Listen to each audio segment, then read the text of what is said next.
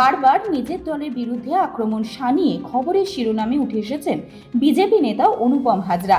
ফের একবার বেলাগাম হলেন তিনি।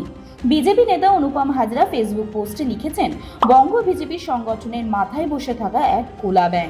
কে এই কোলা ব্যাঙ? কোলা ব্যাঙ নিয়ে তোলপাড় বঙ্গ বিজেপির অন্দরে। গেরুয়া সমর্থকদের একাংশ মনে করছেন, চেহারার সঙ্গে মিল থাকায় শীর্ষ নেতাদের মধ্যে কাউকে নিশানা করা হয়েছে। গোষ্ঠীদ্বন্দ্বে জর্জরিত বঙ্গ বিজেপির অভ্যন্তরে কাজিয়া লেগেই থাকে। দলীয় কার্যালয়ে বিক্ষুব্ধ সমর্থকদের তাণ্ডব চলে প্রায়। অন্য দলের কটাক্ষ এবার অনুপম নিয়ে এসেছেন এক কোলা ব্যাঙ। বঙ্গ বিজেপির শীর্ষ নেতাদের প্রতি বরাবর বিক্ষুব্ধ অনুপম। তিনি লাগাতার খোঁচা দিয়ে যান। এবার তিনি মিস কল দিয়ে দলের সদস্য সংগ্রহ অভিযানকে কটাক্ষ করেছেন। তিনি লিখেছেন, টার্গেট পূরণ করার তাগিদে বঙ্গ বিজেপি সংগঠনের মাথায় বসে থাকা কোলা ব্যাঙের নির্দেশে নেতারা নাকি 5-6টা করে সিম কার্ড তুলছে। হাই রেট হবে সংগঠন। সদস্য সংগ্রহ কর্মসূচিতে এমন এক নেতাকে খুঁজে পেয়েছেন অনুপম হাজরা, যে কোলা ব্যাঙের মতো বসে থাকে।